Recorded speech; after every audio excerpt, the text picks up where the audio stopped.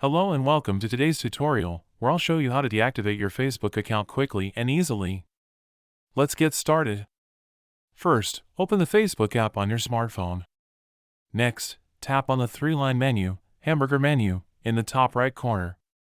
Then, scroll down and select Settings and Privacy. Now, tap on Settings. In the Settings menu, go to Account Center. From the Account Center, select Personal Details. Then, tap on Account Ownership and Control. In the Account Ownership and Control section, select Deactivation and Deletion. Next, choose the profile you want to deactivate. Once you select the profile, tap on Deactivate Account. Then, tap Continue to Account Deactivation. Finally, confirm your decision by entering your password.